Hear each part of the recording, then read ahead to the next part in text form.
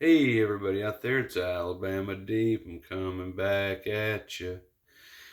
And these up here, of course, are all my, as they call them, fashion watches.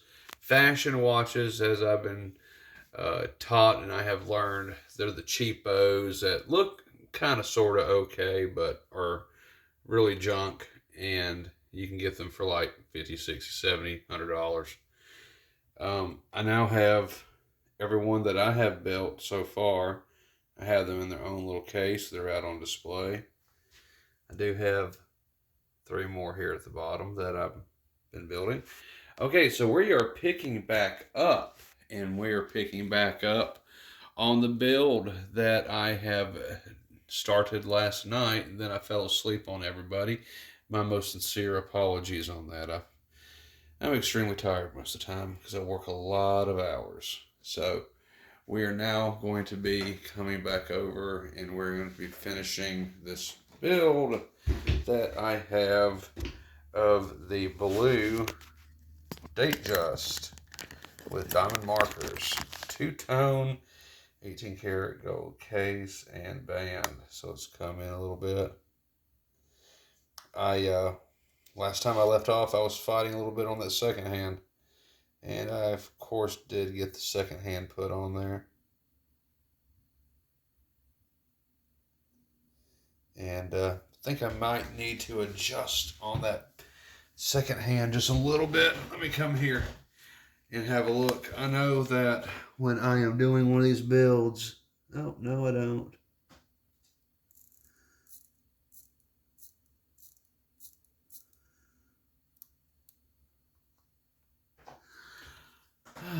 Let me take a look, see at this. There we go. It's starting to move again. Okay, good. It just need to be wound up. I always have to check in on that. And I know on these second hands, sometimes they can be a little bit tricky and they can be a little bit of a pain. And it takes just a little bit of time to get that worked out. I want to come in here. I do want to get these hands cleaned up a little bit if I can.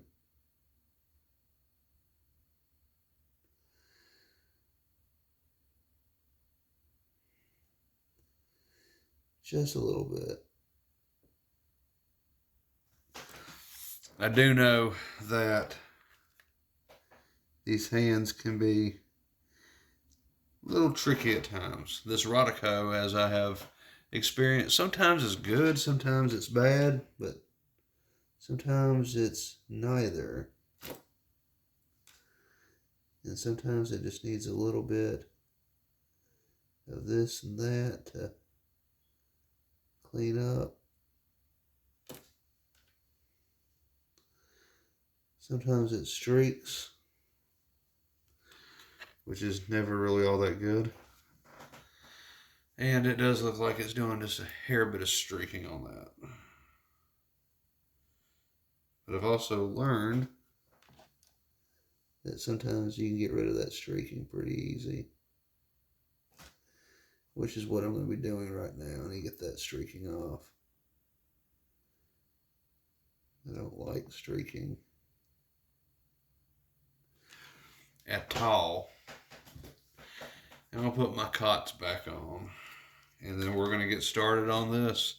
We're going to finish up the Datejust build. Still can't believe I got this for a song off eBay. But like I was telling everybody, this is it's a redial, so they lose a lot of the value once it's a redial. I think I told everyone this story before. I had somebody ask me if I was going to clean up the dial on my Precision. I told them no, I'm not, because if I try cleaning it up, if I send it off to be redone, anything like that, that's going to destroy its value because it's not done by the company anymore. It's done by some other person who's just redoing it and not done by Rolex. So that greatly hurts it. So I can only imagine that's what happened in this case. Is of course it's a redial, and the guy knows he's not going to get full price for this dial, which otherwise would be much higher in value.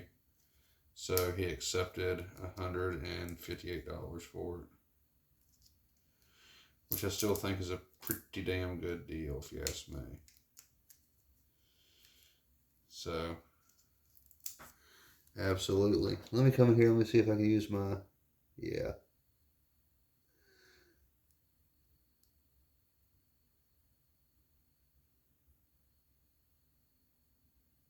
I'll just use my hand to clean that up. Let me come over here and let me see if I can do the same thing. Sometimes just using a glove is the best thing I could possibly do.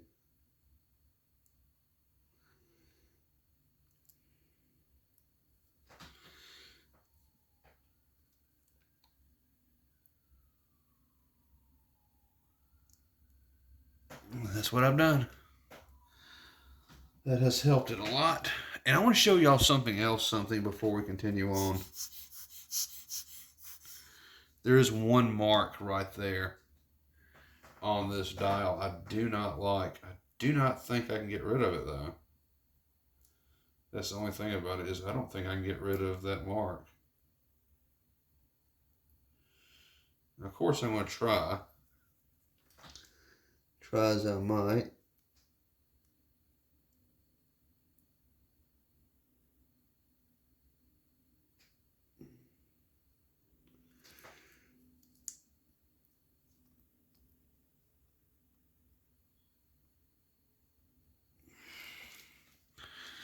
I think that'll be all right for me right now.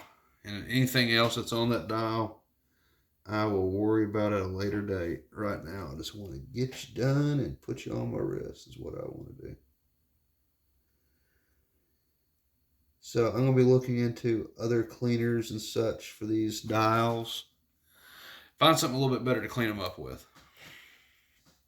I do have cotton swabs and stuff, but geez, that can leave marks everywhere and dust and everything else. So I won't be doing that. Let me take a moment away. Let me show y'all this movement I got. I'm going to get up here in the camera because I want to show everybody. Let me move the Rolex just for a minute from view. All right, look at this, what I got. I got this in the mail.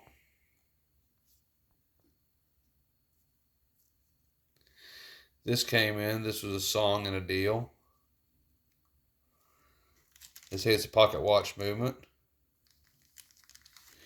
I'm going to be doing something with this. This is going into a case. I just don't know which one. And I've got to redo it. I've got to make it to where it will run. But that is beautiful, isn't it? And it's unknown. But I will find out. But to me, that doesn't necessarily look like a pocket watch movement. But nonetheless, I actually do like that. So, yeah, very much so. I'm going to have lots of fun putting that together.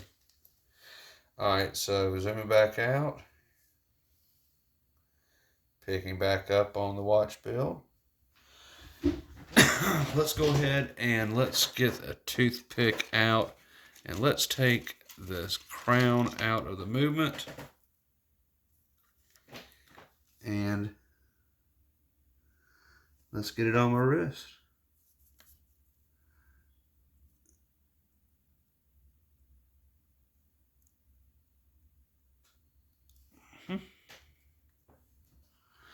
There we go. I'm going to come in here and we're going to try our best to case this up.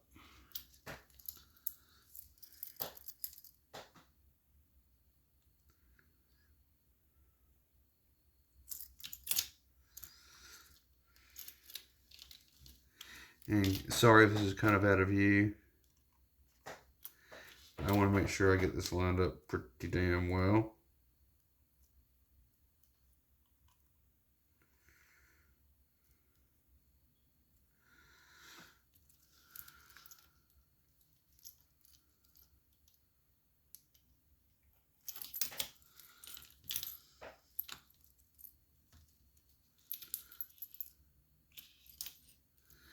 Yeesh.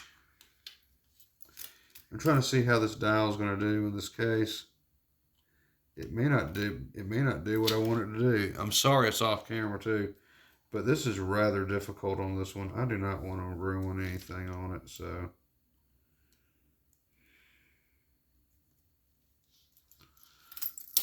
There we go. Got this down like that. Let's see what we got. And let me take a look. This may take an actual 6106. No, I think it's going to go. I really think that's going to go. Let me take a little bit closer look in there at visual inspection. Looks like I should be able to get it in there. Okay, I'm just so concerned with things fitting in there correctly and not fitting in there correctly. You know, you get it, right? All right, so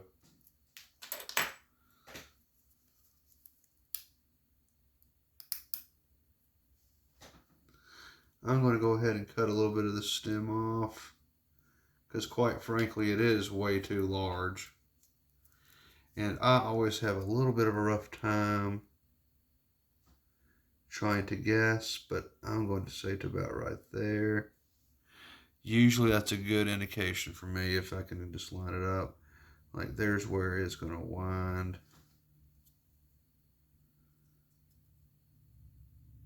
So I'm going to say probably something like that. Okay. And so I always use my gift from my wife there to do that. And I got a pair of, there you are. Come here, you. I always have sandpaper.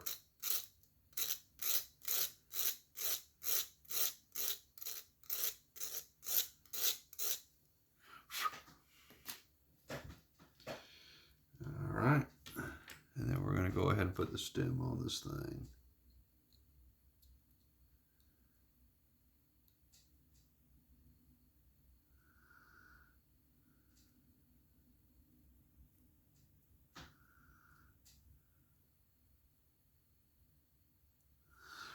I think that'll work. And that still might be a little too long. But we will see, won't we? The most important thing is that the stem matches up with the movement.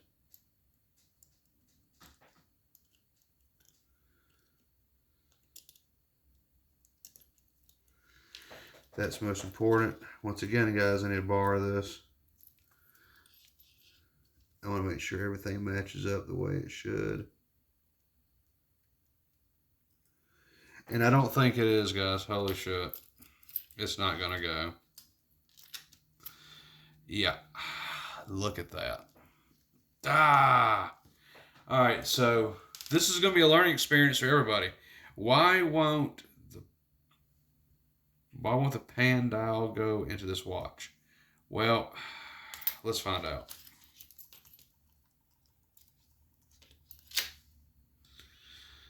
Let's just find out. I have one of my friends who's a subscriber here.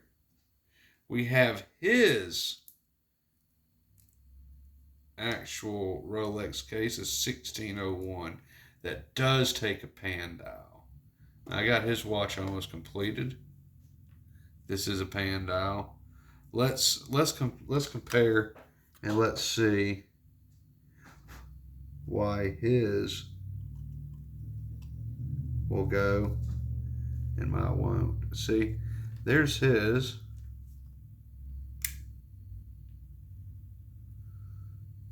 And his snaps in there. So that's interesting, isn't it?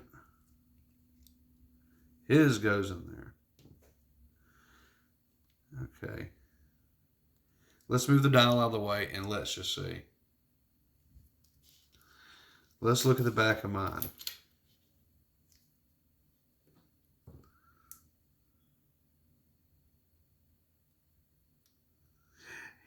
Okay, that makes a little bit of sense. If mine will not snap in there the way his does, I see what the difference is. And that's the Rehalt on the inside.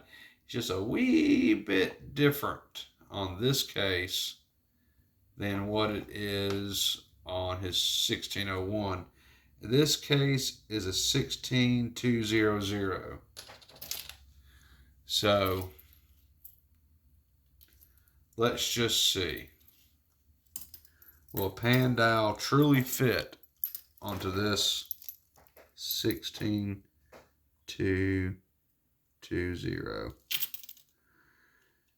And it might just need a little bit of a press. Then again, it may not. Let's just find out.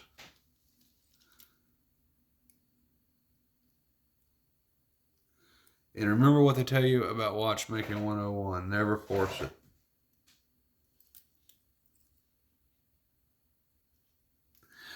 It looks like it should line up, but it's off.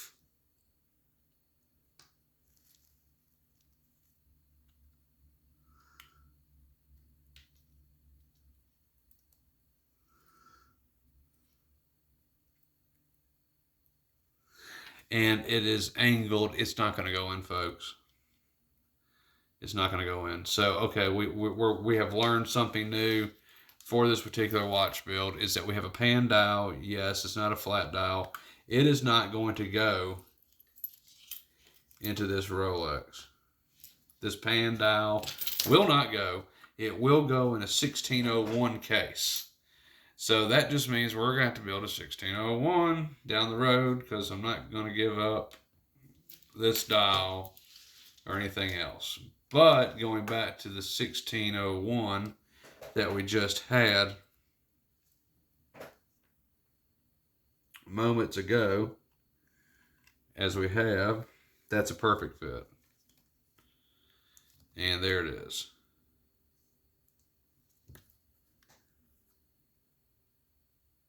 Yeah, that's a perfect fit.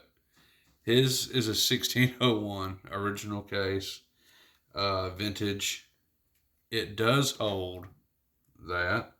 Say, I'll go ahead and ask, hey, Big M, boss man, look at that. Doesn't it look good in your watch case? Let me know, man. Okay, just kidding. All right, so that's not going to go. We're going to have to use that gold dial. Now, hold your horses, hold your horses, hold your horses, folks. Let's bring this out just a little bit. Let's look at our dial supply, and let's take our time selecting a dial. Okay? Okay, we can do that. Now we got this beautiful gold dial. Now look, this is a pretty gold dial, but look, it is kind of used. You know, I mean, it's not the world's greatest. It is kind of pitted. It is kind of bleh. You know, so I don't know about that now. So okay, that's something I don't think I really want to throw in there. These other dials I don't think are gonna go. Look at that beautiful one. That's kind of nice. It does have a blemish on it. But, nope, that's not going to go. That's just a hair bit too big. So we can't use that. Gosh darn it. We're going to have to go with that. We're going to have to go with this one here, folks. We're going to have to go with this one. Ah, shit. Okay, so let's just stop. Let's just upload this video, just so y'all know I'm alive and out there tonight. And I'm going to go ahead and take this beautiful diamond dial. I'm going to take it off. Okay. And we're going to have to go for this one. Which I really kind of hate. But, you know, I mean, it has to be done. Because there's not going to be another dial out there that's going to work tonight. Really kind of hate that. Now, I do have a Tudor dial, but do you really want to see a big rose dial on a Rolex case? I mean, it's kind of the same thing, really, but no, I don't think we want to do that.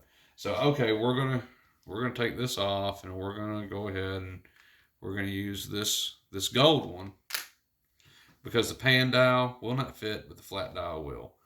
So that tells me everything I need to know about that. That really kind of sucks, but you know, you got to do what we got to do. And while I'm at it, before I end it all, I'm going to look at this case.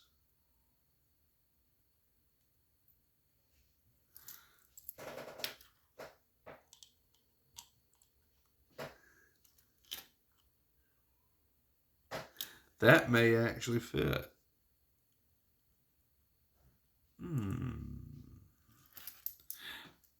No, not gonna do it. Not gonna do it. Not gonna do it. Nope. So, okay, we're gonna go ahead and, hate to do it. Now I got a diamond. I got a black dial. A black dial I can put in there. Black is almost as good as blue, but I mean, guys, I don't know. Okay, I'm going to stop and think this over and decide what to do. I'll be back after this video loads up. Y'all stay tuned and we'll finish this up.